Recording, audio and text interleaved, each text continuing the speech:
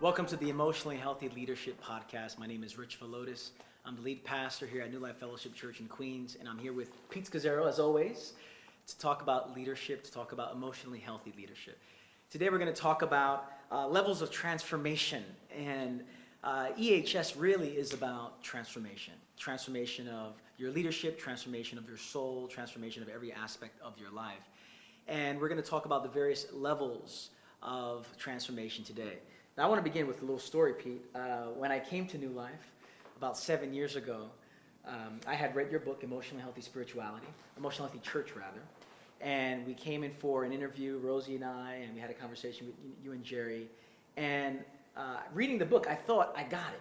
I thought, I've been transformed. The truth really intersected my life. I was reading about it. I was trying to live this out, only to find out as I've been here for 7 years that I did not have it at all. I thought I was changed by it, but there were levels, there were gradations of transformation that took place. That's what we're going to talk about today. For many people, they think, I got EHS, or I understand some aspect of scripture or whatever, but really it can be a surface understanding of it. What we're going to talk about is the many layers of transformation. And so there's a taxonomy that we came across recently. Just talk about where this taxonomy, this levels of transformation took place, and then go into explaining it a little for us. Well, it came about just really interesting in two ways. First of all, it came about from our experience here at New Life in our transition from me as lead pastor to you, which now I guess we just began our second year, and as a number of new staff have come on and the church has grown, and I've kind of stepped back a bit, so I'm able to see things a bit differently, more clearly. And then secondly, as we're training consultants that are bringing EHS around the world to churches, we've realized, like we've been studying and doing a lot of case studies and learning some things. And so we realized, oh my gosh, a person can say, I got it. And then we're like, I thought they got it. And they even taught it, but they don't get it. Or they got it on certain levels. Right. And it was just a shock to us. And I think for us it's been a shock at New Life Fellowship. Yeah. And I think, so when we finally... Someone brought to us this famous Bloom's taxonomy that's been around since the 1950s. It's used in educational contexts. And she herself had been a consultant and a trainer. Her name is Wendy. And she kind of broke it down and simplified it. And when she brought it, we were doing a consultant training with about 35 people in a room, doing case studies all over the world of people doing it, doing EHS. And we were applying it. And what does it mean to bring it into levels? We have this 5 stages of EHS implementation. But we really were getting into deep. On all levels of a church. And she pulled this out of this taxonomy, and I think for all of us, it just was like, wow. The lights came on and said, now that makes total sense. Okay, Pete, so stop teasing us. You gave us enough of a sneak preview here. Go into the taxonomy, the different levels. I believe there are 5 levels of transformation. Why don't you just briefly introduce them here? So again, you can go on our website and look more specifically at the expansive Bloom's taxonomy. What I'm going to give you is the broken down, clear version that we can apply for us in churches. Okay? So there's 5 levels. And the key is the gap between levels 3 and 4. So it starts with, first, I become aware of a value. So the question is, how do people learn values? There's 5 levels. So first, I become aware of it. So let's say, for example, I become aware of the need to slow down. Like, I hear a message, I read a book, like, that's really good, I like that. You're aware of it.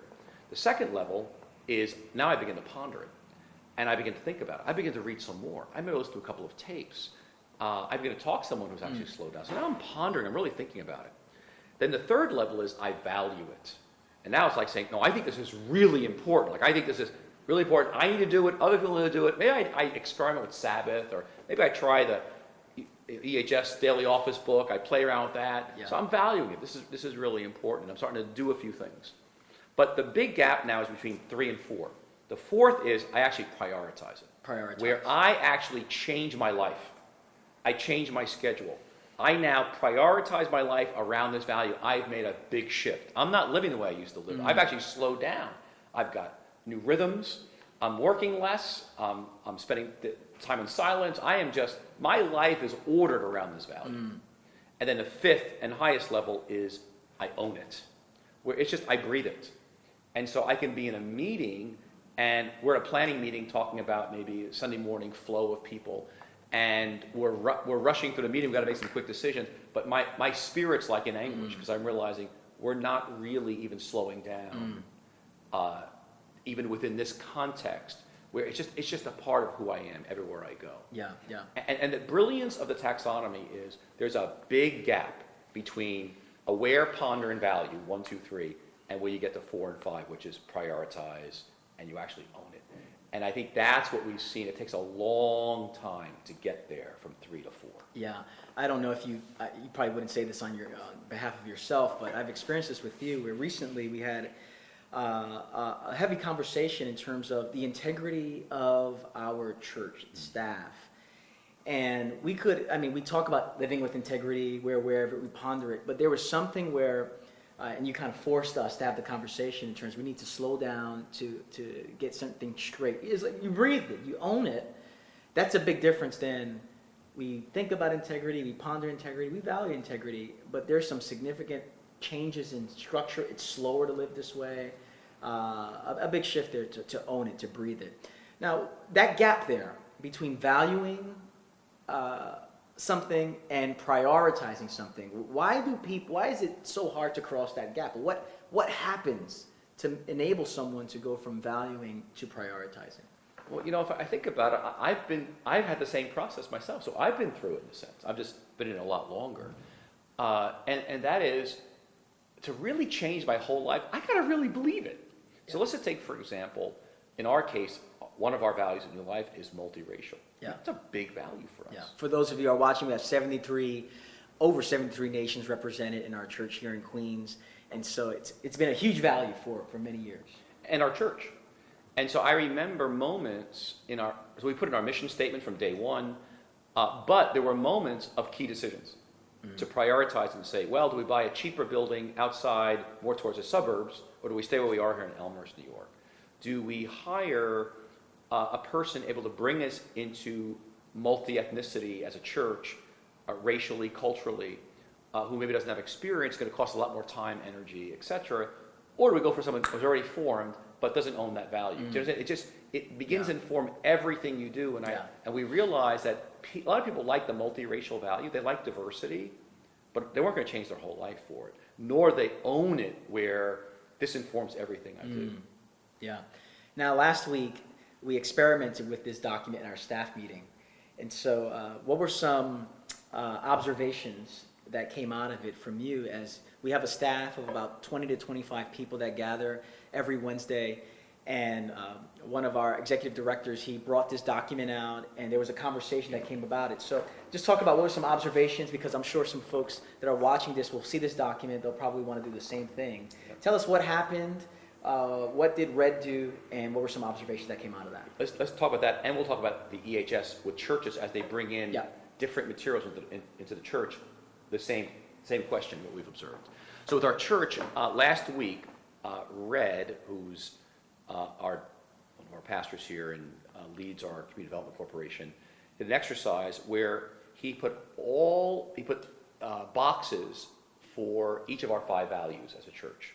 And our 5 values are monastic, basically slowing down to be with God, multiracial, emotional health, marriage to Christ, whether you're single or married, and lastly, missional. And basically, he had people grade themselves on the scale of 1 to 5. I'm aware of it, I ponder it, I value it, prioritize, and own it. And he had us line up by how long we've been in the church. And it was fascinating, because it was very obvious as people scored themselves, 1 to 5, that the younger staff were all low in numbers. In terms of once the taxonomy was explained to them in values, they were much lower. And while those of us who've been on staff 15, 20, 25 years were all very high. And so the great lesson was it takes a long time to marinate in these values. And some of the people in the room who scored themselves lows had even taught some of the materials, like the EHS course or the EHS skills or EH Woman. And so I think the same things happen with churches. As churches and pastors, I was with a pastor on the phone just the other day who actually preached through the church-wide initiative. Okay? He preached it. He preached it for 8 weeks, all the themes, know yourself that you may know God, and Sabbath and offices. And I talked to him, and to be perfectly honest, after a half hour, as he'd explained about his church and his lifestyle, I was like, man. And I know he thinks he got it. Like, he got it. but he said so many things that were a contradiction of EHS. But I realized that's okay, it's normal. The problem is he thinks he's got it because he didn't just read the book, he preached it.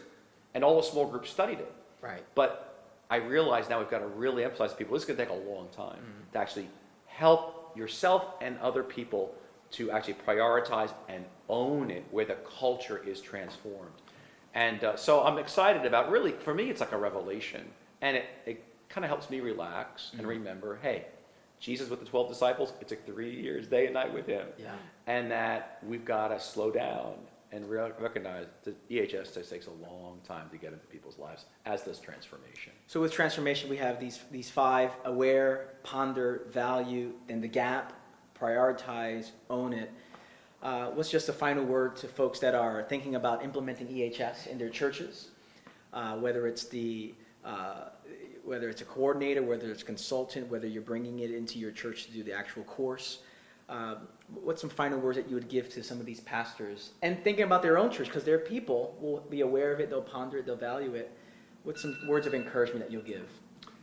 I think number one, I want to encourage you to relax. This is going to take time, and take the pressure off yourself. Number two is you don't know what you don't know. In some ways, as you begin to get into EHS, and say you do the EHS course, and it's like it's revelatory, but you don't even understand the vast implications of each of the themes of EHS. And so that's okay, but just remember that this is going to be a long process, and in some ways you've got to be in the material, in life, in community, to begin to see all those applications. And so in some ways at New Life here, we're in it now, I guess 18, 19 years, we have realized, just imagine, even our succession was an application of a level of EHS that I had never gotten to before, but life and experience intersecting with theology took me and our church to a new level. And I expect that, Rich, we're still unfolding the depth of EHS in our own church here. But I'm so excited that we're in this thing together and learning for the future. That's great. So for more information, you can go on emotionallyhealthy.org for more resources. Is this document available? It's in a blog that I did. You go on our EHS, emotionally.org website, my blog. One of the blogs lays out, it's called Why Transformation Takes Too Long. Well, that's emotionallyhealthy.org. See you next time.